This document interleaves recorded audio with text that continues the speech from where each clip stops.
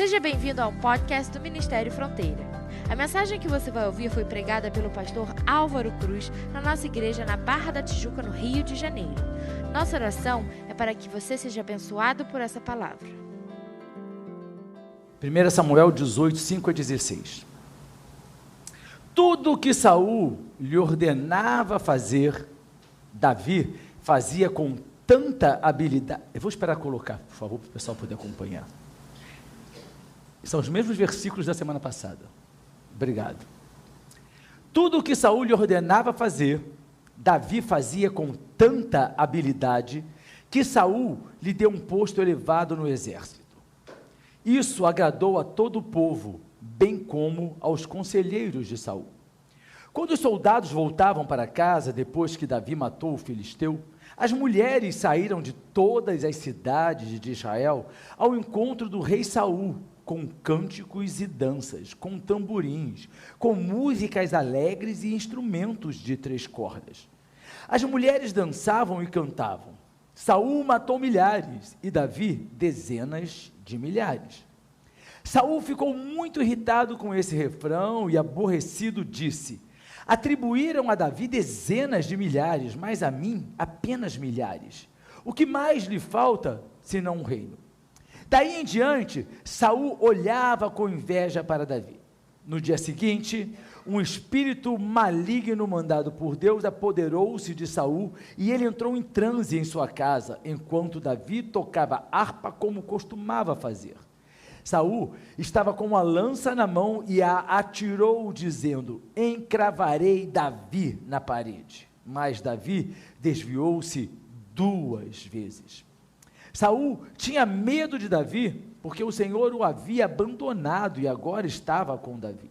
Então, afastou Davi de sua presença e deu-lhe o comando de uma tropa de 1000 soldados, que Davi conduzia em suas campanhas. Ele tinha êxito em tudo o que fazia, pois o Senhor estava com ele. Vendo isso, Saul teve muito medo dele. Todo Israel e todo Judá, porém, gostavam de Davi, pois ele os conduzia em suas batalhas. Eu fico muito impressionado sempre com a palavra de Deus, porque cada vez que a gente lê, relê, estuda ou reestuda a palavra de Deus, nós assimilamos novos conhecimentos que ela traz para a nossa vida espiritual e, consequentemente, vai refletir na nossa vida cotidiana, na nossa vida comum. Nessa passagem a gente entende que Saul ficou literalmente possuído por uma inveja incomensurável de Davi, pelo simples fato das mulheres cantarem algo que era comum em termos de poesia naquela época. Tanto é que a Bíblia diz que as mulheres saíram ao encontro de Saul. A Bíblia não diz que as mulheres saíram ao encontro de Davi. Elas saíram para saudar Saul, que era o rei. Entretanto, com os ouvidos poluídos pelo pecado, Saul entendeu de uma forma diferenciada, como se as pessoas estivessem atribuindo a Davi toda a honra. E aí ele conclui: só falta mesmo ele se apoderar do trono. Nós vimos, queridos, que Saul era um homem que tinha beleza, um homem que foi escolhido por Deus, um homem que tinha uma origem humilde, a despeito de seu pai ser rico, mas ele pertencia à mais humilde tribo, e dentro dessa tribo mais humilde, é o mais humilde dos clãs. Nós vimos que, por ter sido escolhido por Deus, ele foi transformado por Deus. Nós vimos também, no domingo, que Deus usa as coisas sem importância, que ele exalta o humilde, que ele ergue o pobre. Nós conversamos sobre Davi. Vimos que Davi também não era uma pessoa importante inicialmente, até porque ele era pastor de ovelhas, tinha boa aparência, que Davi serviu a Saul até antes de vir a enfrentar o gigante Golias, porque era Davi que, ao som da sua harpa, acalmava Saul quando ele era possuído pelos espíritos malignos. Vimos também que Davi era corajoso, tão corajoso que ainda praticamente adolescente, se propôs a desafiar o gigante Golias, que os experientes soldados do exército de Israel não se atreviam a fazer. confiava em Deus, absolutamente confiava em Deus, a ponto de não querer sequer usar a armadura que o próprio Saul lhe ofereceu. E o povo amava Davi. Davi era simples e o povo amava essa simplicidade. Davi era carismático. Nós conversamos ainda no domingo que nós precisamos aprender a lidar com as mudanças da vida, porque Saul não conseguiu lidar com essas mudanças. E nós vimos também que Saul, infelizmente, desobedeceu a Deus. E o primeiro ato de desobediência dele, porque obediência nunca é um ato isolado só. Quando você começar a desobedecer, queridos, acredite, você vai mais adiante continuar desobedecendo, vai continuar desobedecendo, vai continuar desobedecendo. A desobediência, ela só é combatida quando nós tomamos uma posição firme com Deus, quando nós paramos de levantar desculpas que tentamos com elas justificar a nossa desobediência. Saul o tempo inteiro tinha desculpas. O tempo inteiro ele apresentava desculpas para a desobediência dele. Mas por que você está insistindo na desobediência? Porque foi a desobediência que levou Saul ao caos. Foi a desobediência que fez com que ele perdesse o seu reinado, foi a desobediência que fez que o fim dele fosse um suicídio. E hoje nós sabemos que nas hostes celestiais ele não se encontra, porque quem dá fim da sua própria vida, a Bíblia já mostra qual é o caminho pós-mortem dessa pessoa. Ele havia recebido de Samuel a determinação para que aguardasse Samuel chegar em Gilgal, que 7 dias depois ele chegaria para ofertar sacrifícios a Deus. Quando ele viu que seus soldados estavam indo embora, porque Samuel não chegava, ele se preocupou, não foi com sacrifício a Deus, esses soldados estão indo embora, eu tenho que combater os inimigos, eu tenho que combater os filisteus, se eles forem embora, o que é que eu vou fazer? Então já sei, vou arrumar uma solução. Não arrume solução, querido, que não seja de Deus. Não arrume soluções com as suas próprias mãos. Aquilo que Deus diz para fazer, faça, não tente arrumar uma outra solução. Deus demanda de nós a obediência. E aí, a desobediência de Saul teve uma consequência. Mas aí nós entramos agora na parte 2. E nessa parte 2 da nossa meditação, nós vamos nos deparar mais uma vez. Saul novamente desobedeceu a Deus. Não faça isso. Não desobedeça da primeira vez e não insista na obediência. E nós vamos ver que Saul, inclusive, tentou justificar a sua desobediência atribuindo a Deus, porque nós somos assim. Eu estou fazendo isso porque eu acho que é o melhor. Eu estou fazendo isso que Deus colocou no meu coração. Queridos, Deus não vai colocar nada no seu coração que vise a desobedecer aquilo que Ele mesmo determinou. Nós somos tão incoerentes que nós começamos a buscar desculpas que venham a justificar e queremos usar Deus nessas desculpas para dizer que por Ele mesmo é que nós estamos desobedecendo a ordem dEle. Que incoerência é essa? Que falta de lógica, de raciocínio é essa? Em determinado momento do reinado de Saul, ele precisou ir à guerra contra os amalequitas. E Deus deu uma ordem explícita para ele: você vai destruir tudo. Olhem para mim, tudo. Homens, mulheres, crianças, gado, ovelha, tudo. E antes que você se atreva a dizer que Deus é esse que mata a criancinha, feche a sua boca para você não falar besteira. Porque tem muita gente que na sua arrogância de justiça, porque nós somos muito mais justos que Deus, nós conhecemos os parâmetros da justiça. Deus se equivoca, Deus manda destruir porque Ele é equivocado. Se Ele tivesse a noção de justiça, de amor ao próximo que nós temos, Ele não mandaria fazer isso. Como nós somos ignorantes naquilo que se refere à justiça de Deus.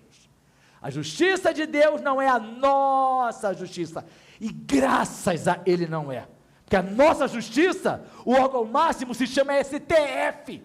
É isso que é justiça? Tem certeza que é isso que é justiça? É isso que o Brasil está vivendo que é justiça? Ou você acha que, mandaram até para mim, pastor, até que horário você acha que vão mandar liberar o Temer? É só questão realmente de bater no STF, ou você acha que não? É essa a sua justiça? É esse o parâmetro? Que me perdoem os senhores advogados que estão presentes aqui, mas eles conhecem os lapsos que existem na lei humana, Aí a palavra de Deus, queridos, nos mostra, e eu vou ler com vocês, lá em 1 Samuel, capítulo 15, versículos de 8 a 23. Capturou vivo Agag, rei dos amalequitas, e exterminou o povo. Mas Saul e o exército pouparam Agag, e o melhor das ovelhas e dos bois, os bezerros gordos e os cordeiros. Pouparam tudo que era bom, mas tudo que era desprezível e inútil, destruíram por completo, inclusive as criancinhas. Então o Senhor falou a Samuel: arrependo-me de ter constituído a Saul rei, pois ele me abandonou e não seguiu as minhas instruções. Samuel ficou irado e clamou ao Senhor toda aquela noite. De madrugada, Samuel foi ao encontro de Saul, mas lhe disseram: Saul foi para o Carmelo, onde ergueu um monumento em sua própria honra, e depois foi para Gilgal. Quando Samuel o encontrou, Saul disse: o Senhor o abençoe. Segui as instruções do Senhor. É muito cínico. Quando Samuel encontrou, Saul disse: o Senhor o abençoe. Segui as instruções do Senhor. Samuel, porém, perguntou: então que balido de ovelhas é esse que ouço com meus próprios ouvidos? Que mugido de bois é esse que estou ouvindo? Respondeu Saul: os soldados os trouxeram dos amalequitas, eles pouparam o melhor das ovelhas e dos bois para sacrificarem ao Senhor seu Deus, mas destruímos totalmente o restante. Samuel disse a Saul: fique quieto, eu lhe direi o que o Senhor me falou esta noite. Respondeu Saul: diga-me. E Samuel disse: embora pequeno aos seus próprios olhos, você não se tornou o líder das tribos de Israel? O Senhor ungiu você como rei sobre Israel e o enviou numa missão ordenando: vá e destrua completamente aquele povo ímpio, os amalequitas, guerreie contra eles, até que os tenha eliminado. Por que você não obedeceu ao Senhor? Por que se lançou sobre os despojos e fez o que o Senhor reprova? Disse Saul: mas eu obedeci ao Senhor, cumpri a missão que o Senhor me designou, trouxe Agag, o rei dos amalequitas, mas exterminei os amalequitas. Os soldados é que tomaram ovelhas e bois do despojo, o melhor do que estava consagrado a Deus para destruição, a fim de os sacrificarem ao Senhor seu Deus em Gilgal. Samuel, porém, respondeu: acaso tem o Senhor tanto prazer em holocaustos e em sacrifícios, quanto em que se obedeça a sua palavra? A obediência é melhor do que o sacrifício, e a submissão é melhor do que a gordura de carneiros, pois a rebeldia, ou seja, a desobediência, é como pecado de feitiçaria. Vou repetir. Pois a rebeldia, a desobediência, é como pecado da feitiçaria, e a arrogância como o mal da idolatria. Assim como você rejeitou a palavra do Senhor, ele o rejeitou como rei. É claro que vocês já entenderam que nós estamos diante de um homem muito cínico. Saul, além de desobediente, era cínico, porque todos os obedientes são cínicos. A Bíblia diz que o desobediente é um feiticeiro. Uau! Você entendeu, queridos? O desobediente é um feiticeiro. E a Bíblia também diz o seguinte, que os feiticeiros não verão a Deus. E aí eu pergunto para você: o desobediente vai ver a Deus, se o desobediente é como o feiticeiro? Que é isso, pastor? É, queridos, é muito mais sério do que a gente pensa. Vida espiritual é algo para ser tratado com seriedade, não é com leviandade. Saul pensou que podia levar as ordens de Deus com leviandade, fazer o que quiser. Não, eu vou fazer da forma que eu interpretei. A gente não vai fazer da forma que a gente interpretou, a gente vai fazer da forma que Deus mandou que nós fizéssemos. A desobediência de Saul não foi proveniente da sua compaixão. Você entendeu, queridos? Que compaixão é essa? Ele matou criancinha? Matou. Matou as mulheres? Matou. Matou os homens? Matou. Por que não matou Agag? Por quê? manter Agag vivo era o troféu para ele mostrar como ele era vitorioso, que ele era o rei Saul, que ele estava ali tornando submisso o rei dos amalequitas. Mas Deus mandou destruir tudo, do rei até o vassalo. Mas ele julgou que não. Eu fiz tudo, eu destruí os amalequitas, eu só poupei o rei. Existe 90% de obediência? Existe 90% de honestidade? Aí o Temer era 90% honesto, ele só foi desonesto nos 10%, ele faturou alguns milhões de reais com isso. Existe isso? Existe 90% fiel? 90% das vezes eu sou fiel, mas 10% é que eu escorrego. Existe isso? Não existe, queridos. Na maioria das vezes eu sou obediente. Se existe um percentual de desobediência, significa que nós somos 100% desobedientes. Não adianta a gente obedecer 30 anos, e aí passar os últimos anos da nossa vida desobedecendo a Deus, ou no último momento. A obediência, ela é integral aos olhos de Deus. A beleza é que o desobediente pode tornar-se obediente, mas a maldição é que o obediente também pode se tornar desobediente. Um homem escolhido por Deus, um homem ungido por Deus, um homem transformado por Deus, decidiu desobedecer. A desobediência de Saul, queridos, ela foi perpetrada exatamente pelo que eu coloquei, obediência parcial. Não existe. Não existe. Mas olha só, eu obedeço toda a legislação brasileira, eu só não obedeci porque eu matei. Mas os outros, eu obedeço toda a lei. E aí você não vai ser condenado porque você matou? E aí você não vai ser condenado porque você extorquiu? Mas eu cumpro todo o resto. Olha só, eu cumpro tudo no trânsito. A única coisa que eu não cumpro é que eu ultrapasso o sinal vermelho. E aí eu bati, morreu uma pessoa. Mas o que tem isso? O resto eu cumpro. Eu não excedo velocidade. Mentira, cinismo. Quando nós desobedecemos, nós vamos ter sempre justificativa para a nossa desobediência. A nossa impossibilidade, a nossa incapacidade, a dificuldade para obedecer. Nós sempre vamos colocar alguma coisa, porque nós refutamos o fato de que precisamos e devemos e vamos ter que obedecer a Deus. O pior é que Saul mostra, assim como hoje na atualidade, que a desobediência dele era de natureza religiosa. Esse cara é tão cínico como são os desobedientes. Os desobedientes são cínicos, ainda atribuem a sua desobediência uma natureza religiosa.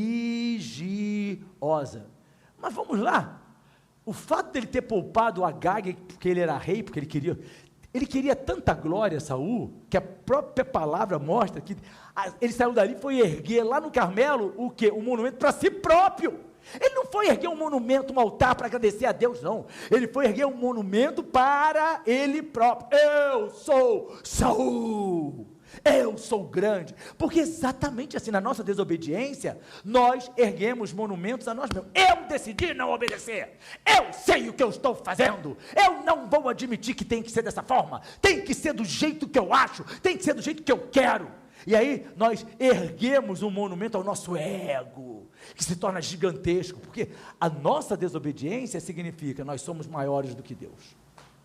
Nós somos maiores do que Deus. Por que eu não desobedecia meu pai? Porque eu levava na cara.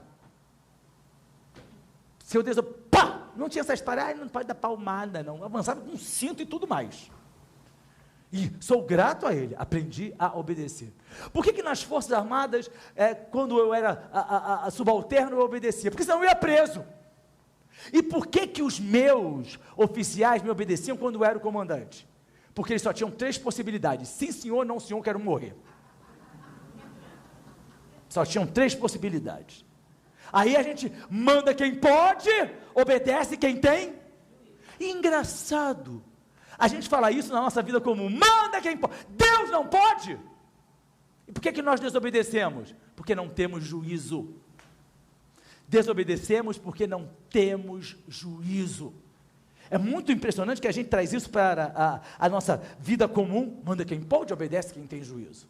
E aí a gente se acha à altura para desobedecer a Deus. Mas olha só, Samuel, entenda o seguinte: os bois magros, aqueles tipos da seca do Nordeste brasileiro, nós matamos todos, não presta para nada. Magro, aquelas ovelhas que não conseguem nem balir. Nós poupamos o que é gordo. Tá? Ele falou isso, o que é bom. Por quê? Porque, queridos, ele sabia que ele com seus soldados, fazendo aquele sacrifício, como ele disse que ia fazer para Deus, eles não teriam que usar os seus próprios animais para sacrificar a Deus. Opa, estou economizando no meu bolso. Não preciso trazer do meu, vou usar do inimigo. 2, eles iriam participar da comilança. 3, o que sobrasse, ora, era despojo, vamos ser mais ricos. Por que desperdiçar tamanha riqueza? É aquilo que eu menciono, que as pessoas atribuem a Deus o que não é a Deus. Ai, Deus me abençoou, me desculpem, Deus me abençoou, abriu uma porta maravilhosa, me deu um prostíbulo. Eu estou sendo muito próspero nesse prostíbulo. Como Deus é bom. Ah, Deus me abençoou muito. Oh, meu Deus. Eu abri assim, um bar. O que tem de gente viciada em álcool ali dentro, glória a Deus por isso. Senhor, traz mais viciado, traz, Senhor. É para a tua glória. Eu tenho gente, conheço pessoas que declaram que Deus deu a eles fábrica de cigarro. Está aí, queridos, está aí. Deus me abençoou com uma fábrica de cigarros. E eu sou muito próspero, não tinha nada, mas Deus me deu.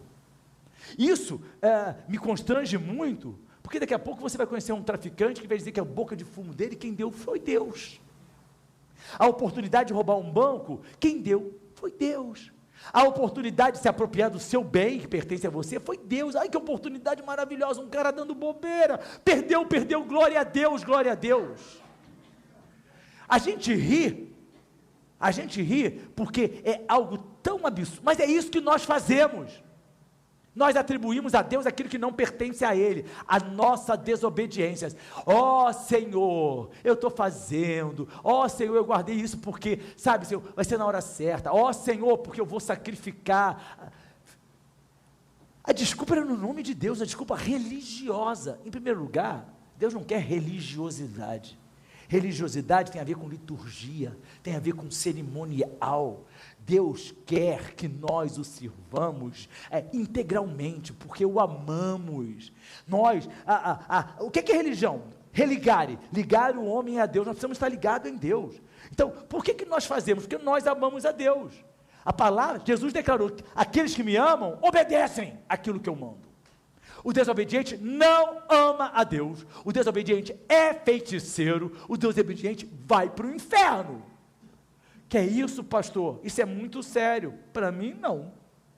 Para mim não é não, sabe por quê? Eu quero obedecer sempre, custe o que custar. E acredite, queridos, custe o que custar. Sabe por que eu estou aqui na igreja? Por obediência. As pessoas dizem assim, por que você não vai para os Estados Unidos? Todo mundo. Por que seus filhos moram lá? Você tem até igreja lá, por que você não vai para lá? Porque Deus falou que eu vou ficar aqui. Mas você não sente saudade? Morro de saudades. Mas eu não dou um passo, se Deus não me autorizar. Eu não vou ser desobediente. Deus não quer justificativa, Senhor, olha só, eu larguei, porque o Senhor sabe, são meus filhos, amo tanto, e tem uma outra igreja aqui que é nossa também, eu vou cuidar dessa igreja aqui, Senhor, que diferença faz? Deus falou assim para mim e para Elaine, é aqui, e enquanto Ele fala que é aqui, que pode mudar todo mundo para os Estados Unidos, eu vou permanecer aqui, meus filhos estão lá porque Deus levou, então eles foram obedientes, Ele mandou que eu ficasse. Então não tem essa, ai porque meu coração, ai minha família, ai meu dinheiro, ai, a gente arruma 1000 desculpas, porque a gente quer fazer a nossa vontade, e essa desculpa ainda é religiosa. Esse é o grande problema. Não use o nome de Deus em vão. Usar o nome de Deus em vão é atribuir para Deus aquilo que Ele não mandou, aquilo que Ele não falou, aquilo que Ele não disse. Quando é que você usa o meu nome em vão?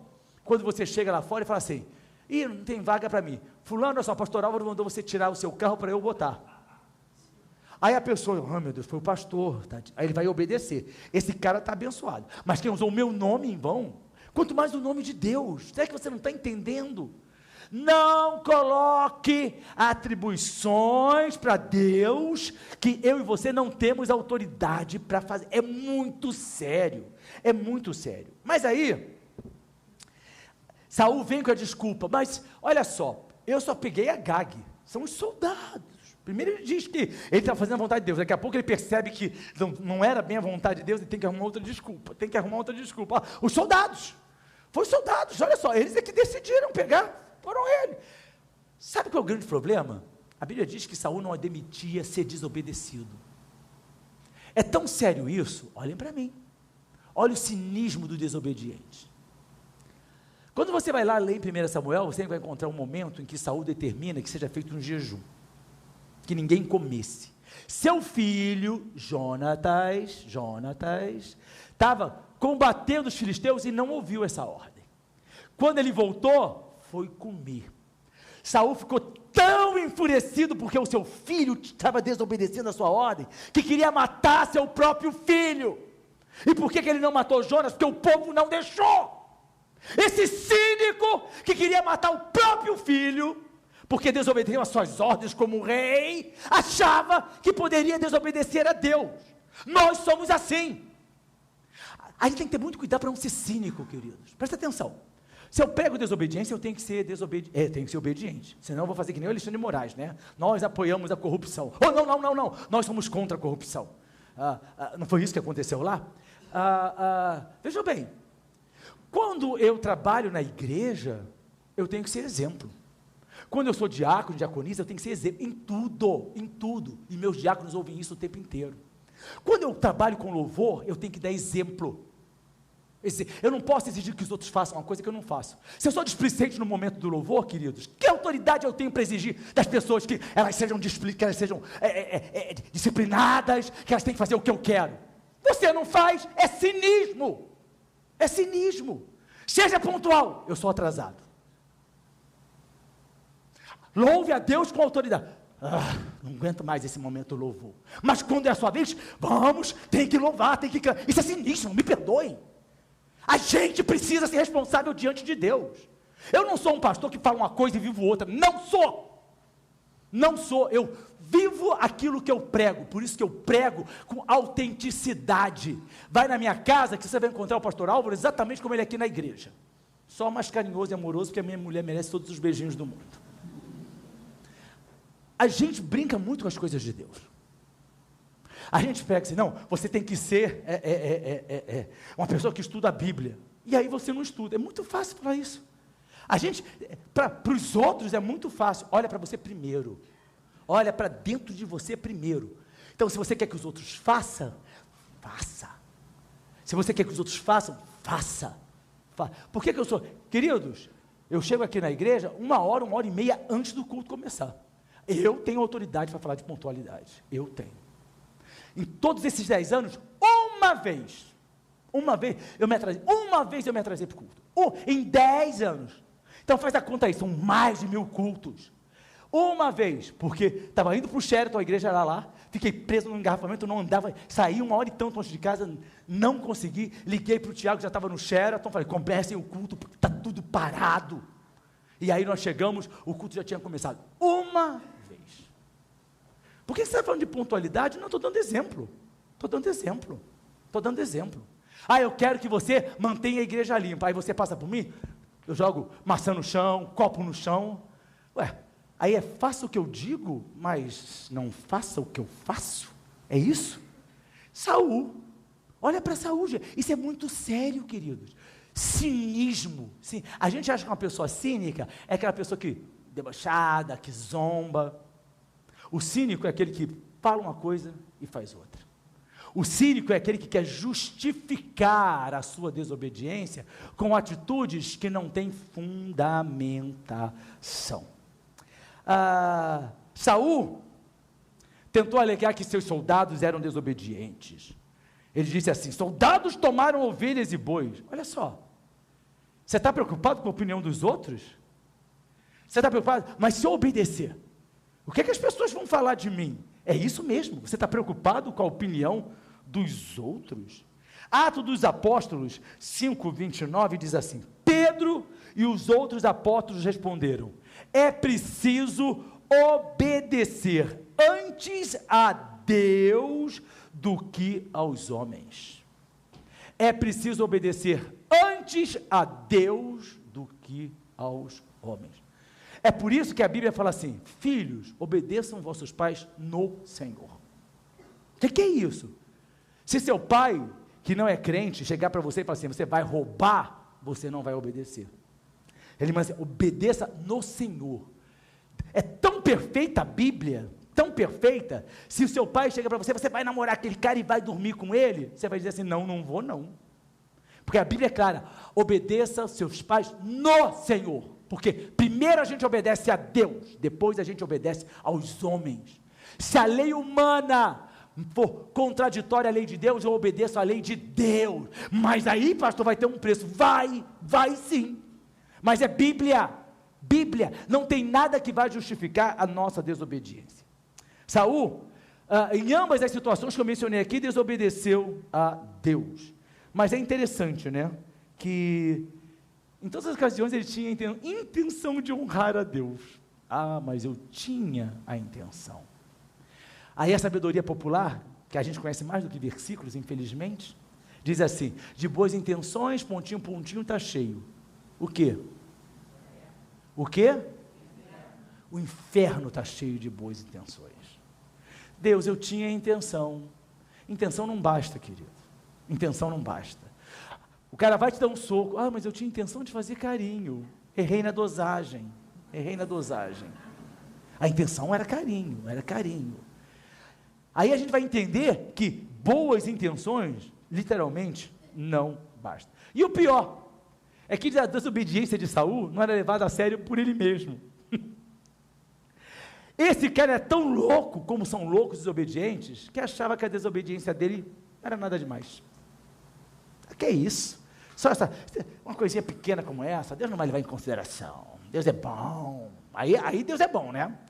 Deus é bom, Deus é misericordioso, Deus é amoroso, Deus é compreensivo. Aí a gente literalmente quer trazer para Deus todos aqueles adjetivos que deveriam justificar a nossa obediência. Entenda uma coisa: desobediência tem consequências sérias. O reinado de Saul foi tirado dele. Seu filho Jonatas, que seria o seu sucessor, morreu. E Saul lançou-se contra a sua própria espada para buscar o fim da sua própria vida. Vamos lá, o que é que sobrou da sua descendência? Um netinho chamado Mefibosete, que ficou aleijado, porque a babá que estava segurando, quando soube da notícia da moça, largou a criança no chão. E Davi ainda teve piedade desse cara chamado Mefibosete. César já anotou um nome para botar no seu filho com a Laís, né? Mefibosete. Aí vai chamar ele de Mefi. Bosete não, gente, Bosete é muito esquisito, mas Mefibosete é um nome bonito. 1 Samuel 15, 22, Deus exige, queridos, Deus não pede, Deus exige obediência dos seus filhos. Samuel, porém, respondeu: acaso tem o Senhor tanto prazer em holocaustos e em sacrifícios, quanto em que se obedeça a sua palavra? A obediência é melhor do que o sacrifício, e a submissão é melhor do que a gordura de carneiros. Deus quer obediência, e a gente não vai comprar o parecer favorável de Deus com sacrifício. Com o nosso choro, você sabe que eu sou sincero, o Senhor sabe que eu amo o Senhor, eu desobedeço, mas eu amo. É que nem aquele cara: eu sou infiel, querida, mas você é o amor da minha vida. Aquelas mulheres não significam nada. Não é esse o discurso? Elas são só um passatempo, mas você é o verdadeiro amor da minha vida. Nós somos assim. É isso que ele fala: olha, depois não vem com choro, porque choro nem sempre é arrependimento. O cínico chora. Eu já falei aqui, as famosas lágrimas de crocodilo. O crocodilo está com pena, está comendo passarinho, olha só, ele mesmo está comendo, mas ele está sofrendo com isso. Não está não, querido, já está comprimindo as suas glândulas lacrimais cada vez que ele mastiga, aí chora. O cínico também é assim: Senhor, eu estou arrependido, estou muito arrependido, e aí daqui a pouco vai e desobedece novamente. Desobediência é rebeldia, e eu vou insistir nessa tecla, é feitiçaria. Por quê? Porque o brasileiro que gosta de levar vantagem em tudo, depois da maldita lei do Gerson, ele acha o seguinte: não, essa é uma desobediênciazinha, essa aqui não tem muita importância. Aí a gente vai graduando desobediência. Com Deus, queridos, não existe isso não. Não existe isso não. Mas o filhinho, não, mas ele só xingou a mãe, não é nada demais não. Se ele tivesse batido em alguém, e não é desobediência. A gente vai tolerando a Deus. Aí Deus diz assim: pois a rebeldia é como o pecado da feitiçaria. É igualzinho. Então olha só, se você é desobediente, não aponta o dedo para o feiticeiro não. Na minha casa vem um sendo macumba, um bando de feiticeiros, você está lá dentro igualzinho. Eita pastor, você é mau, hein? Não sou eu não, queridos, é a Bíblia. É a Bíblia. Você está lá dentro batendo tambor, rodando lá de branco, jogando cachaça para o outro, está igualzinho. A Bíblia é severa, queridos. Quando lá em 1 Timóteo 5,8, a Bíblia diz: se você não cuida dos seus, na sua casa, negócio é pior do que o incrédulo. O incrédulo vai para o inferno. Quem não cuida da sua casa também vai. Mas eu estava na igreja. Mas só porque eu desobedeci, é sério, queridos. A gente não pode brincar com salvação. Algum de vocês rasga dinheiro? Se o Silvio Santos estivesse aqui lançando aviãozinho de R$100, alguém ia pegar e ia rasgar? Porque para mim o louco é esse, né? A prova que o cara é louco, eu vou dar R$1.000 para você, meu filho, rasga tudo. Alguém rasga dinheiro? Não. Por quê? Porque gosta de dinheiro, sabe o valor que o dinheiro tem. A gente precisa compreender que na vida espiritual, a gente vive rasgando tudo. A gente rasga a palavra de Deus, a gente rasga as ordens de Deus, a gente só não rasga o coração. A gente só não rasga aquilo que precisa ser rasgado na presença de Deus. É sério demais. É sério demais. É como aquele indivíduo que passa 6 anos na faculdade, aí quando me formei em medicina, aí o primeiro passo, por isso que às vezes não gostam de pessoas recém-formadas. Eu também um dia já fui recém-formado. Hoje já faz muito tempo que eu deixei de ser recém-formado. Aí, por quê? Porque aquele indivíduo que gastou o tempo dele não aprendeu nada, absolutamente. É isso que a gente quer fazer? A gente quer literalmente brincar de ser crente e não chegar no céu? A gente quer brincar de ser rei, que nem Saul, e depois acabar com a própria vida, perder o reinado? Esse cara governou 42 anos, valeu a pena? Valeu a pena o sofrimento desse cara? Sabe qual foi a maior bandeira da vida que ele levantou como rei? Perseguir Davi. Que cara imbecil, gente, Saul só serve esses adjetivos mesmo, né? Cínico, imbecil e tudo mais. O rei de um país inteiro destinou a vida dele para perseguir um pastorzinho de ovelha. É esse o raciocínio daqueles que desobedecem a Deus. A obediência, e a Alexandra já mencionou isso aqui hoje, é o segredo de ser abençoado. Obediência a Deus é o segredo de ser abençoado. Samuel, queridos, acusou Saul de descumprir a exigência fundamental das condições impostas quando Saul se tornou rei. Vamos lá? 1 Samuel 15, 26 a 29. Samuel, contudo, lhe disse: não voltarei com você, porque Saul pediu: volta comigo, por favor, senão eu vou perder a moral com esse povo. Não voltarei com você, você rejeitou a palavra do Senhor, e o Senhor o rejeitou como o rei de Israel. Quando Samuel se virou para sair, Saul agarrou-se à barra do manto dele, e o manto se rasgou. E Samuel lhe disse: o Senhor rasgou de você hoje o reino de Israel, e o entregou a alguém que é melhor do que você. Aquele que é a glória de Israel não mente, nem se arrepende, pois não é homem para se arrepender. Quando eu desobedeço, queridos, sabe o que acontece com a minha bênção? Vai ganhar um novo endereço. Não pense você que a bênção vai ficar parada esperando, não. Entenda uma coisa: as bênçãos de Deus, elas têm tempo determinado. Eclesiastes 3 diz isso: tudo tem seu tempo determinado debaixo do céu. Aí você pensa: não, eu recebi essa bênção, mas eu fui desobediente, essa bênção vai ficar me esperando até eu voltar a ser obediente. Não vai não.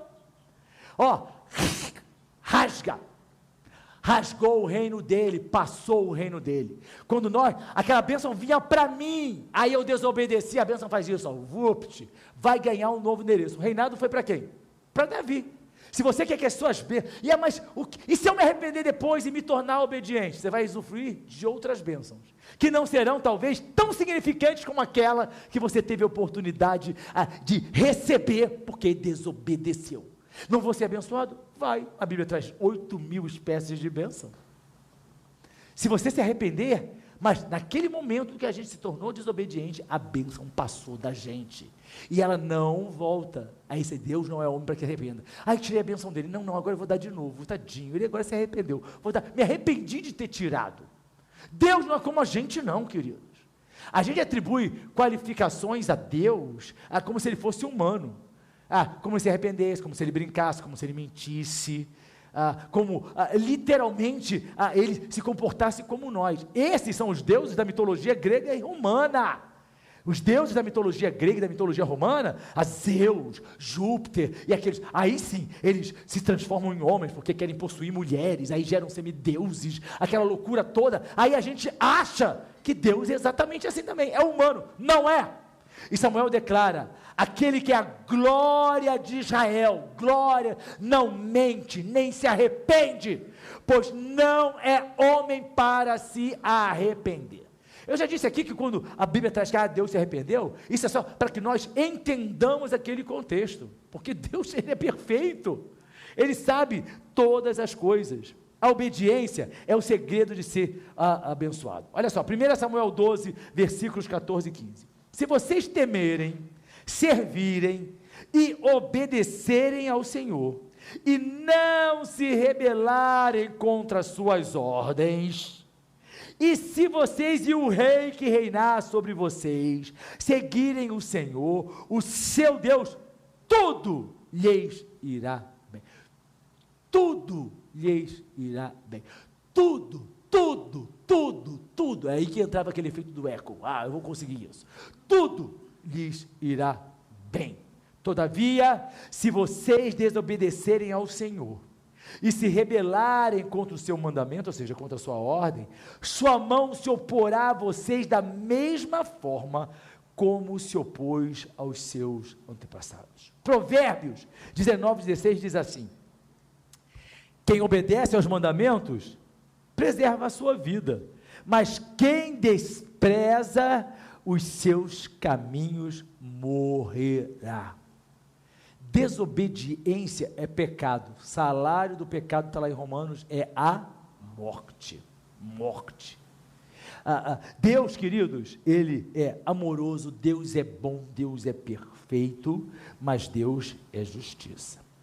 Aí a gente vai se deparar com um cara desobediente, e a desobediência ela vai cavando novas circunstâncias, que foi dominado pelo medo. E aí eu quero pensar com vocês sobre o medo de Saul. Saul tinha medo de Davi. Lembra o exemplo que eu dei aqui? Falei, eu vou ter medo do César? César, vem cá. Muito tempo que eu não chamo você aqui. Vem cá, César. Desculpa a mãe dele que está ali. Fala, o que você vai fazer com meu filho, hein, pastor? Vocês acham? Eu vou ter medo dele. Quem acha que eu tenho motivo para ter medo dele, levanta a mão. Nem a sua namorada levantou a mão. Brincadeira, César. Mas, veja só, um cara que tinha de 30 a 40 anos mais que Davi tinha medo de um garoto que nunca teve pretensões de tomar o trono. Queridos, Davi, em muitos momentos, podia ter matado Saul e não matou por obediência a Deus. Olha, o oposto de Saul. Saul queria a todo tempo matar Davi. Desobediente. Davi obedecia a Deus, teve a oportunidade de matar Saul diversas vezes e não o fez, porque por obediência. Agora, quando nós somos desobedientes, é claro, a gente vai ter medo de tudo. Quem peca tem medo de demônio, quem peca tem medo, ai, macumba, meu Deus do céu, porque sabe que está longe de Deus. Quem peca tem medo de tudo, quem peca tem medo de tudo, porque está na desobediência. Aí, 1 Samuel 18:2 é assim: Saul tinha medo de Davi, porque o Senhor o havia abandonado e agora estava com Davi. Que cara incoerente, gente. Medo de criança. Tem alguma fobia com nome para isso? Infantofobia, é isso? Medo de criança? sabe, tem que ter medo de criança. É uma coisa tão impressionante. Ele não podia dar aula no Front College, porque ele ia ter medo de todas as crianças lá em cima. Samuelzinho, o João Samuel, ia ficar, meu Rafaelzinho, todo mundo. Você está entendendo a incoerência disso, gente? Eu estou dando exemplo bem absurdo para ver como as pessoas que desobedecem a Deus são incoerentes, achando que são coerentes. Elas desobedecem, se acham grandiosas. Por isso que Samuel, quando fala da desobediência, associa logo o quê? A arrogância. O arrogante é desobediente. Porque a arrogância faz com que ele ache que tem sempre razão. Sabe aquela pessoa que tem sempre razão em tudo? Que você vai argumentar, mas ela, não, mas não é bem assim. Existe o outro lado que você precisa pensar, que eu não sei. Eu não tenho paciência para esse tipo de pessoa, não. Quando a pessoa começa assim, querido, eu estou até olhando para a cara dela, meu pensamento está longe. Quando ela acabar, eu falei, pois é. Eu não vou gastar meu tempo com pessoas arrogantes. Tem misericórdia. Deus mostra isso para mim e para você, queridos. 1 Samuel 18:15. Primeiro ele tinha medo. Aí olha só, 18:15. Vendo isso, Saul teve muito medo. O medo vai dominar quem o tem. O medo vai numa crescente. O medo, queridos, ele não vai diminuir, ele só aumenta. Ele só escalona para cima, ele é uma progressão nem geométrica, é exponencial. Olha só, no versículo 12 ele tinha medo de Davi, no versículo 15 ele já tinha muito medo. E acabou que na vida dele ele ficou desesperado. Esse medo dele gerou, sabe o que em Saul? Depressão, angústia, sentimento de perseguição, violência. Saul era um homem tremendamente violento, porque o medo, querido, ele só vai ampliar tudo aquilo que vai destruir o nosso equilíbrio espiritual. Mesmo sabendo que Deus era com Davi, ele diz isso. Ele disse isso para Davi, que Davi era um homem que recebeu essa missão de reinar de Deus. Mesmo assim, ele tenta matar Davi. Como é que é? Eu sei que Deus fez você rei. Eu sou obediente a Deus, mas eu quero te matar. Esse cara é o quê? Realmente você acha que a coroa que ele tinha na cabeça trazia para ele algum tipo de serenidade? Atenção, dinheiro não vai trazer para você o equilíbrio que você precisa, nem para mim. Títulos também não vão trazer o equilíbrio que nós precisamos.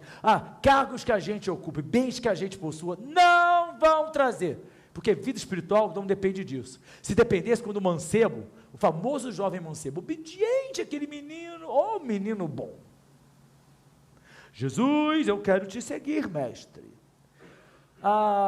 Então, meu filho, guarda os meus mandamentos. Senhor, isso eu já faço desde a adolescência, eu não mato, eu não adultero. Então, meu filho, vai e vende tudo que você tem e dá para os pobres. Dinheiro? O Senhor está mandando eu me livrar do meu dinheiro? Senhor, lamento muito, isso eu não posso fazer, não. O dinheiro dele foi a causa da desobediência dele, e a Bíblia diz assim, e retirou-se triste, porque sabia que salvação não ia ter. Vida espiritual, querido, a gente constrói com obediência. Salmo 156, versículo 3. Mas eu, quando estiver com medo, vou confiar em quem? Confiarei em ti. Lamentações 3,57. Tu te aproximaste quando a te clamei e disseste, não tenha medo. Em lugar nenhum na Bíblia você vai falar para ouvir Deus falando assim, pode ter medo, meu filho, pode ter um pouquinho de medo, não tem problema não. A primeira coisa que Adão teve, quando você vai ler o livro de Gênesis, depois que ele desobedeceu a Deus e se escondeu, e aí Deus chama Adão, e ele estava escondido. Por que você se escondeu? Porque tive medo. Pecado gera medo. Mas não é que, por exemplo, medo de barata é fruto de pecado, não é isso que eu estou falando. Medo de barata é condicionado. A sua mãe ensinou você a ter medo de barata. Se você tem medo de escuro, foram seus pais que ensinaram você a ter medo de escuro. Criança não tem medo de nada. Todo mundo sabe disso. Criança chega ali na beira da escada e quer descer. Aí você, não, faz isso. Aí a criança passa a ser traumatizada, não desce a escada nunca mais. A gente ensina o medo. Mas não é esse medo que eu estou falando, não. Eu estou falando, aquele medo que é fruto do nosso afastamento de Deus. Não é aquela ausência de medo, porque o instinto da preservação faz com que a gente tenha receio de algumas coisas, é óbvio. Não é isso que eu estou falando, não. É aquele medo que congela a pessoa, porque ela sabe que sem Deus ela não vai conseguir. Salmo 27:1, o Senhor é minha luz e a minha salvação. De quem terei temor? O Senhor é o meu forte refúgio. De quem terei medo? Se o Senhor é o nosso refúgio, nós não temos medo. Deuteronômio 31:8, o próprio Senhor irá à sua frente, estará com você. Ele nunca o deixará, nunca o abandonará. Não tenha medo. Não desanime. 1 João 4,18. Olha que lindo. No amor não há medo. Ao contrário, o perfeito amor expulsa o medo, porque o medo supõe castigo. Aquele que tem medo não está aperfeiçoado no amor. Aquele que tem medo não está aperfeiçoado em Jesus Cristo. Aquele que tem medo não conhece a palavra de Deus. A gente precisa controlar esse medo, a gente precisa dominar esse medo. Ele vai se apresentar? Vai. Ele vai insistir? Vai. E como é que nós vamos dominar isso? Com a palavra de Deus, com o Espírito Santo que atua em nós. Davi foi um cara, queridos, que teve muitos gigantes na vida, mas o pior deles não foi Golias. O pior gigante que ele enfrentou tinha um nome: Saul. Saul, o homem a quem ele serviu. O filho de Saul foi o melhor amigo de Davi, Jonatas. Eles tinham uma amizade linda, linda. E Davi foi fiel a Jonatas, mesmo depois que ele morreu, veio cuidar do filho dele. Por fidelidade àquele amigo. Foi Davi que destruiu o maior inimigo de Saul. Qual era o maior inimigo de Saul? Que envergonhava Saul? Golias. Aí Davi vai e destrói o maior inimigo daquele cara.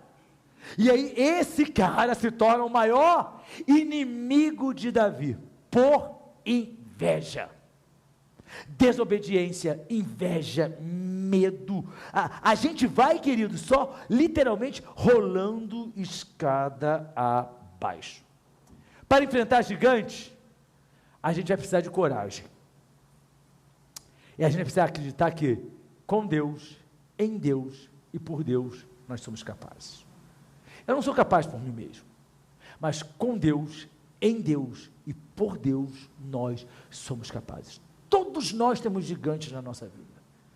Talvez para algumas pessoas os gigantes tenham um nome, sejam pessoas. Para outros aqui, os gigantes sejam circunstâncias, sejam situações. Para outros aqui, os gigantes sejam possibilidades que estão eventualmente ameaçando o seu futuro. São gigantes, são gigantes.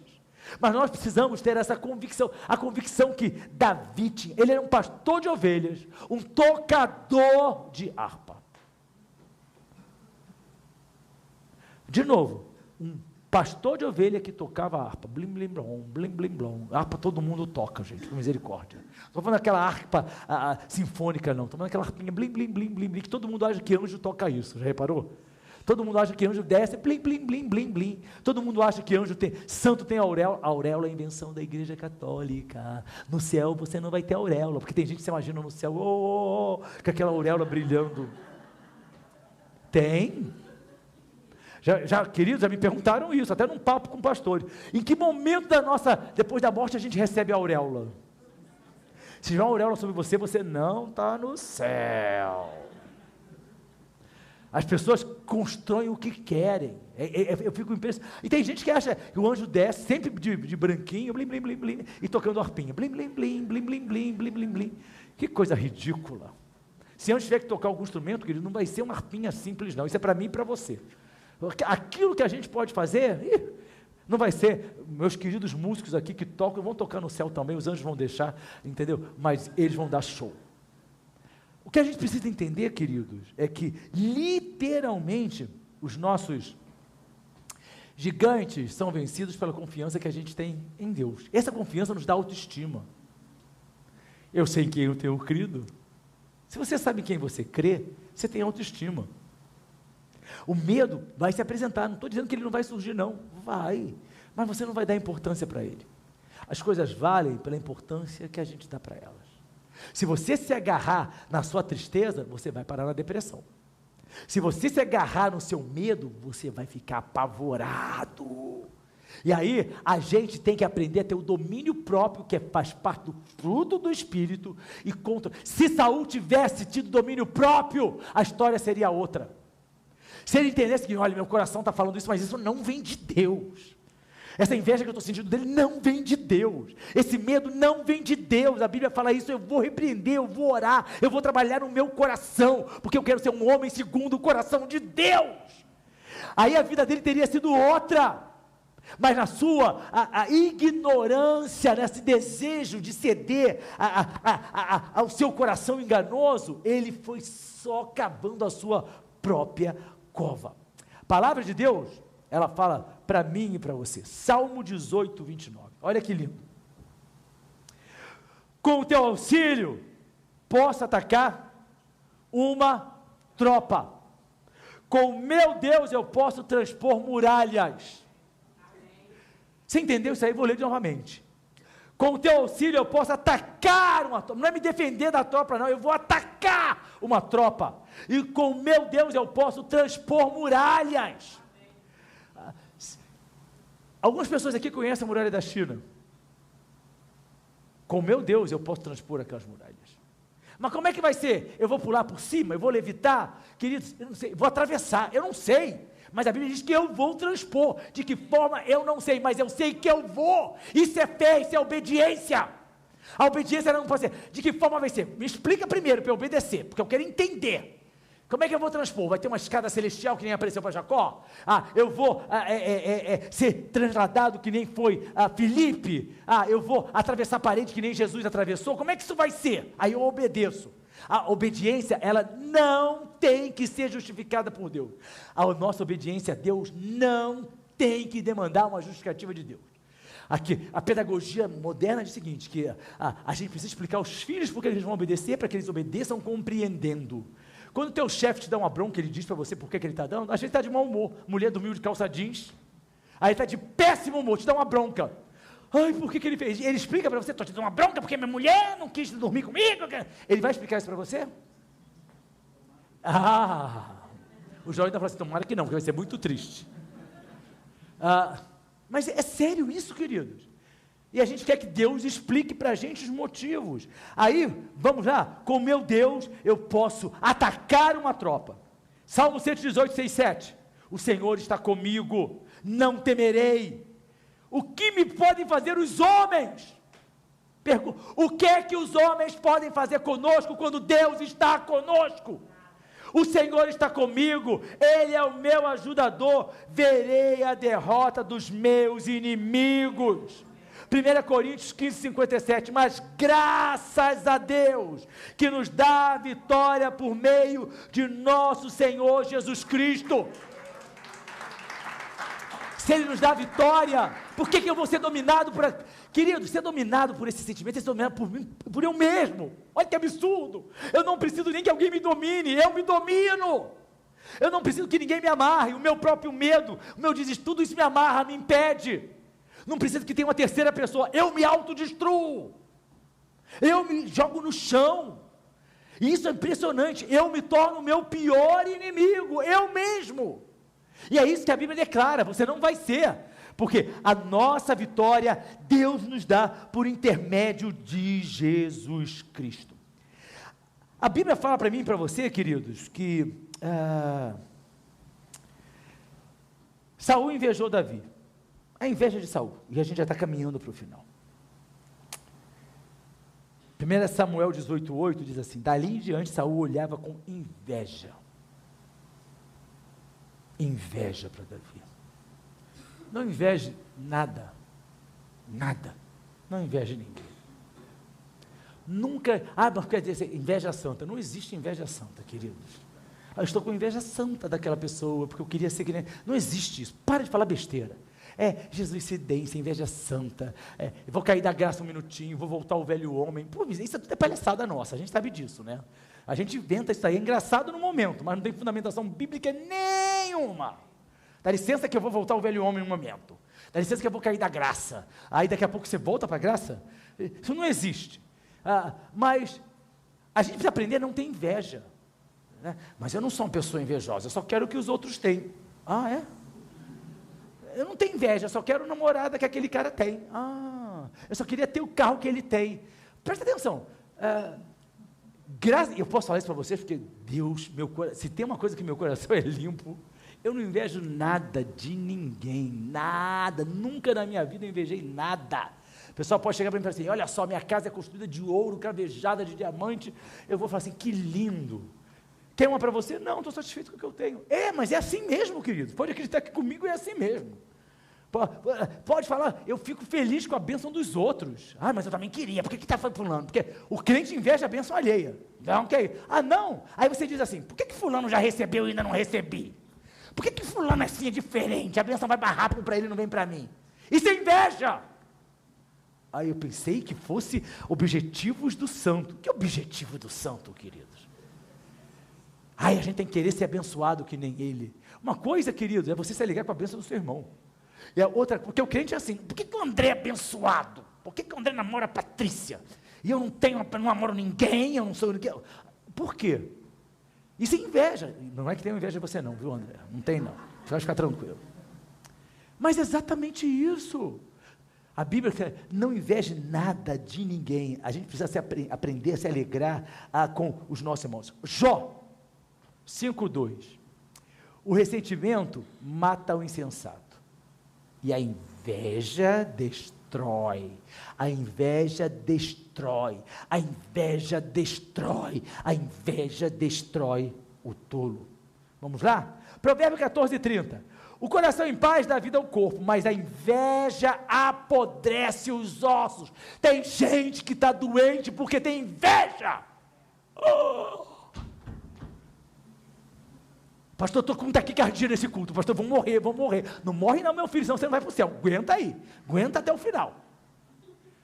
A inveja apodrece os ossos. E se está podre, o invejoso cheira mal. Alguém soltou um pulo? Não, querida, que tem um invejoso aí no meio. É exatamente assim. Se está podre, alguma coisa podre cheira bem? Alguém usa perfume de alguma coisa apodrecida, mesmo que seja uma flor? Podridão tem cheiro. E que cheiro é esse? Churume. Alguém gosta daquele perfume? Spray de churume, alguém gosta? O invejoso, presta atenção, o invejoso, ele toma banho disso, ele passa aquele spray de churume. Alguém não sabe o que é chorume, gente? Todo mundo sabe, por misericórdia. Aquela coisa líquida do resto do lixo, que tem aquele cheiro nojento, absurdo. O invejoso, qual é o perfume do invejoso? Spray de chorume. By Chanel. Apodrece. É tão sério isso que a Bíblia fala. Está doente, cheira mal. Está doente, cheira mal. Aí, queridos, Provérbios 27:4. O rancor é cruel, a fúria é destrutiva. Olha só, rancor é cruel, a fúria destrói. Mas quem consegue suportar a inveja? E não é a pessoa que está sendo invejada, não. É o próprio invejoso. Ele não vai conseguir suportar a inveja que existe nele. Tiago 3,16. Pois onde há inveja e ambição egoísta, aí há confusão e toda espécie de males. Toda espécie de mal. Ali existe. A Bíblia diz que o amor ao dinheiro é a raiz de todos os males. Mas diz que onde tem inveja, ali tem toda espécie de males. A inveja permite, a inveja aceita, a inveja abre a porta. Ela pode até não gerar. Você está entendendo o que a Bíblia está falando? Mas ela vai atrair. O amor ao dinheiro vai gerar, porque é a raiz de todos os males. O amor ao dinheiro vai gerar mal. A inveja, não é que ela vai abrir a porta e todos os males. Existe, está ali. Ali há do verbo haver, existir, existe toda espécie de males. E aí a gente acha que está brincando com inveja, com desobediência, com medo. A gente acha que está brincando com tudo na vida espiritual, porque afinal de contas a vida espiritual é brincadeira. Não é não, queridos, é coisa séria demais. A inveja de Saul gerou uma insegurança monstruosa. A Bíblia fala assim, as mulheres saíram ao encontro de Saul, as mulheres não saíram ao encontro de Davi. As mulheres só estavam dizendo o seguinte, olha, Saul matou Davi também. Estavam honrando os dois, estavam honrando o rei, era o líder com medo de liderado. Esses dias eu conversava com um querido meu, disse assim, olha, na minha vida eu nunca tive medo das funções que eu ocupava, porque Deus me colocou, então ninguém me tira, queridos. E se tem prazo de validade, quando acabar a minha validade, Deus vai falar, ok, agora teu tempo acabou. Mas, se Deus colocou, ninguém tira. Quem tem medo é porque não tem convicção de que está onde Deus colocou. Quem tem preocupação e receio com os outros, estão querendo puxar minha cadeira, estão querendo tirar o meu lugar, estão querendo roubar minha... É porque literalmente não tem convicção de que está onde Deus colocou. A porta que Deus abre, ninguém fecha, literalmente. Então, Deus colocou você, é claro que você vai ser inteligente, é claro que você vai estar vigiando, mas ninguém vai tirar aquilo que Deus deu para você. A inveja de Saul gerou um desespero, começou a olhar para um garoto. Olha só, Davi recebeu a promessa, a unção de Samuel, quando ele era um adolescente. Ele só foi reinar sobre todo Israel quando tinha 37 anos. Entre aquela promessa, a unção e o cumprimento, se passaram praticamente 20 a 21 anos. Ele conseguiu olhar para o garoto que não tinha pretensão nenhuma, e olhar assim, esse cara quer o meu trono. Esse cara quer tirar a coroa de mim, esse cara vai me matar. Ele começou literalmente a entrar nas raias do desespero. E aí, o desespero dele é tão grande, tão covarde esse cara, tão covarde que ele é, que a Bíblia diz assim, daí em diante Saul olhava com inveja para Davi, 1 Samuel 18, 9 a 11, no dia seguinte o espírito maligno, opa, olha aí, a inveja abriu a porta, o espírito maligno entrou. A inveja vai abrir portas, queridos. E um cara desobediente, invejoso, cínico com as coisas de Deus, presta atenção, mas ele não era um homem cheio de Deus? Foi.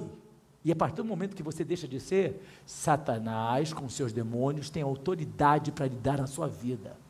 Quando você vê um crente que está possesso, nunca foi crente. Ou então, se desviou totalmente. Satanás pode até tentar oprimir o crente, mas possuir o crente não vai, demônio nenhum, não me traga crente, olha esse crente está possuído por demônio, não é crente, agora se a gente abrir brecha, aí entra, aí com certeza entra, porque não, isso está acontecendo porque fulano era crente, mas veio uma macumba muito forte, aí entrou na vida dele, que é isso? É sério? Eu estou passando por isso porque fizeram uma feitiçaria para mim. É sério que você está falando essa besteira para mim? A feitiçaria alcança você? A feitiçaria tem poder na sua vida? Opa! Está na hora de refletir-se como está da sua vida, querido. Está na hora de você rever os seus conceitos. Porque a Bíblia diz que quem está nele é mais do que vencedor. Satanás não vai tocar naquilo que é de Deus, entenda isso. A gente está cheio, recentemente conversando com uma pessoa, a pessoa diz, não, está acontecendo isso, porque fizeram uma macumba muito forte para ela. Querido, olha só, até que eles tenham feito uma macumba, mas se entrou nela é porque está longe de Deus, lá no Egito, saída dos hebreus, anjo da morte, marca com sangue do cordeiro, opa, a gente aqui não pode entrar, por quê? Porque tem a marca do sangue do cordeiro. A nossa vida tem a marca do sangue do Cordeiro.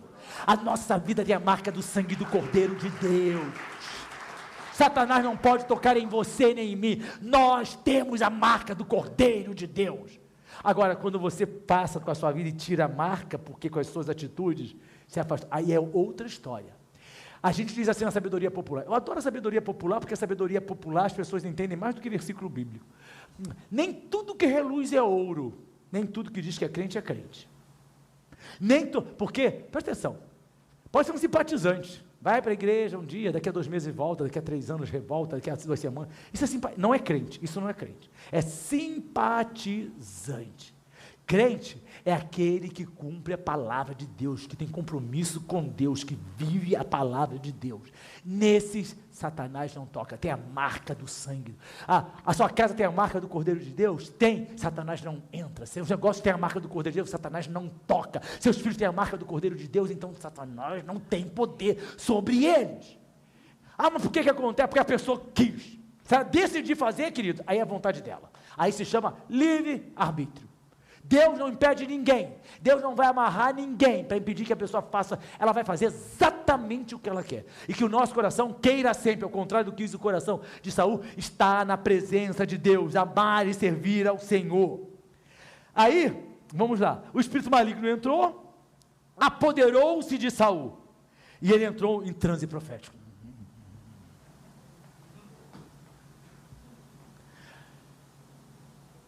O Espírito Santo nunca vai fazer você entrar em transe, não. Presta atenção, hein, querido.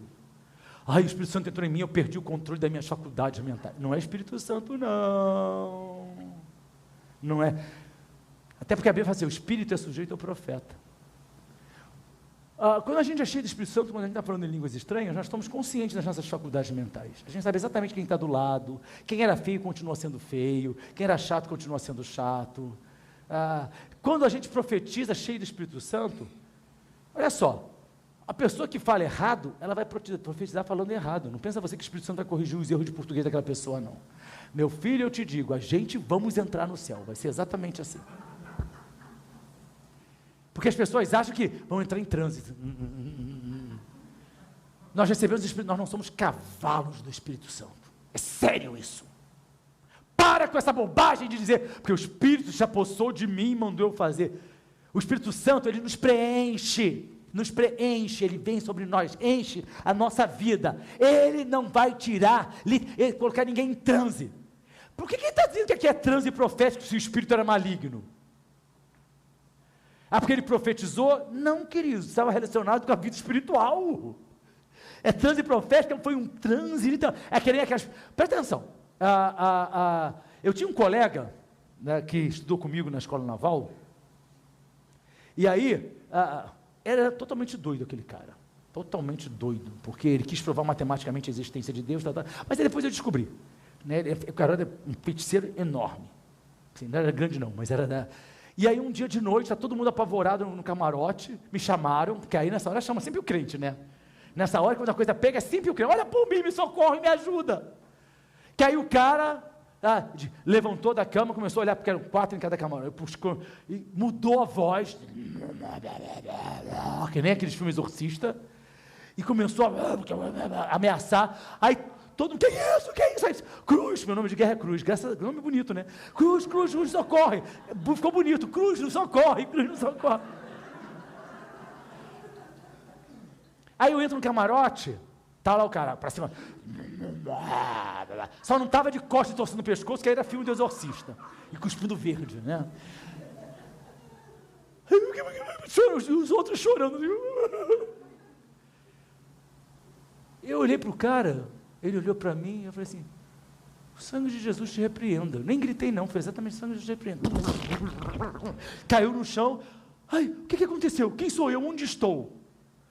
Literalmente isso, Satanás possui. Lembra do endemoniado gadareno? É sério isso. Saul ficou que nem um endemoniado gadareno. Aí você vai dizer que vai encontrar com ele no céu? Um endemoniado? E aí endemoniado que estava, querido, aí a Bíblia diz assim, eu preciso terminar. Aí a Bíblia diz assim para mim e para você. Enquanto Davi estava tocando a harpa, blim blim blom, blim blim blom, não dá bobeira com o endemoniado não, gente, por misericórdia. Davi aqui vacilou. O cara está lá em transe, os pulmões, ele está, blim, blim, blom, blim, louvado seja o Senhor. O Senhor é o meu pastor e nada me faltará. E aí o endemoniado só pega a lança. Porque olha só, brincadeiras à parte, o que Satanás quer é cravar você e a mim na parede. Ele quer matar a gente. Ele sabe as promessas que Deus tem para a sua vida. Ele sabe a vitória que Deus vai dar para você ao longo da sua existência. Ele sabe a felicidade que Deus preparou para você, a alegria que Deus reservou para você. E Ele quer matar você e a mim, pensando que vai nos impedir de tomar posse da promessa de Deus. Mas nós somos guardados pelos anjos do Senhor. Nós jamais seremos derrotados. Nós somos mais do que vencedores. A lança veio, agora presta atenção, a lança veio, Saul está cantando, está lá, estribuchando, Davi está tocando, ele pega a lança, e a Bíblia diz assim, olha, Saul estava com a lança na mão, e a atirou, e ainda declarou a intenção, é isso mesmo, eles declaram a intenção, encravarei Davi na parede, e atirou a lança. Aí, queridos, a Bíblia diz que um anjo veio do céu, e aí pegou, tocou na lança, aí a lança fez uma curva e voltou para cima de Saul. É isso que a Bíblia diz? Quem é que se desviou da lança? Está escrito aqui, Davi desviou-se, e desviou-se não foi uma vez só não, veio logo outra lança. Já viu Matrix? Exatamente assim. Não, você está rindo, mas foi exatamente assim. Presta atenção. Davi, queridos, ele era um homem de Deus, mas ele estava atento às coisas. Esteja atento às coisas. Tem muito crente que é encravado na parede porque não está vigiando. Está só tocando harpa. Blim, blim, blom, blim, blim, blom. A vida é linda, tudo é bom, tudo é bonito. Pum! Oh, o que foi isso? O teu inimigo quer matar você. Vai lançar a lança uma vez, vai lançar a lança 2 vezes, mas nós vamos nos desviar, nós tomamos a decisão. O salmista escreveu, não morrerei, antes viverei, para declarar as maravilhas do Senhor. Eu não vou morrer nem você, nós vamos viver o melhor de Deus. Tem Saul na nossa vida? Vai surgir. Tem Saul ao nosso redor? Vai surgir, se não surgiu ainda. Mas não se preocupe. Pode ter uma lança, pode ter 2. Quando você está em Deus, nós vamos nos desviar. Nós vamos nos desviar dos laços, das armadilhas. Nós vamos nos desviar das lanças que visam acabar conosco, que visam acabar com a nossa fé, com a nossa esperança, com os nossos sonhos. Essas lanças às vezes podem ser palavras, essas lanças às vezes podem ser atitudes, essas lanças às vezes podem ser uma pressão emocional, essas lanças podem ser até a sua própria exaustão emocional. São lanças que vêm contra a nossa vida, são os chamados dardos do maligno. Não importa quem lance, se é um familiar, se é um amigo, que nessa hora já não é mais amigo. Não importa se é alguém que trabalha com você, não importa até se às vezes é seu pai ou sua mãe. Não importa. Não importa quem vai lançar. O que importa é que em Cristo, eu e você, havemos sempre de nos esquivarmos, de nos desviarmos das lanças que foram lançadas contra a nossa vida, e nós vamos viver assim como Davi viveu. Saul se matou, Davi até hoje é o maior rei que Israel já teve. As pessoas têm a alegria de botar o nome de seus filhos de Davi. Jesus Cristo, ele é descendente do reino, do trono de Davi. Nada, queridos, nada, absolutamente nada vai tirar de nós aquilo que Deus preparou para nós, se nós não formos como Saul, se nós não formos desobedientes, medrosos, invejosos, cínicos, mas se nós formos como Davi, humilde, sincero, obediente, e que quando errava, se arrependia com sinceridade, coração quebrantado, um coração segundo o coração de Deus. Lanças, a gente vai enfrentar muitas, e às vezes nessa noite, você está enfrentando uma na sua frente, você está vendo aquela lança se aproximar, e você está assim, Senhor, o que vai ser? De que se essa lança me atingir, eu vou morrer. Eu estou aqui nessa noite para dizer que Deus vai dar a você sabedoria graça para desviar-se, e essas lanças não prosperarão. Lanças são armadilhas, lanças são situações preparadas por pessoas, são calúnias, lanças são todas as coisas que podem ferir você e acabar com a sua vida, ou seja, com a sua alegria. Mas nesta noite, nós como Davi, vamos dizer, pode vir, Saul, pode vir, sejam quantas as lanças forem, o meu Deus, Ele é maior, amém? Deus nos abençoe a todos, em nome de Jesus. Vamos orar. Se você quiser saber mais sobre nós, visite nosso site, ministeriofronteira.com. Nos encontre nas redes sociais ou faça parte dos nossos cultos, todas as quintas e domingos. Que Deus te abençoe.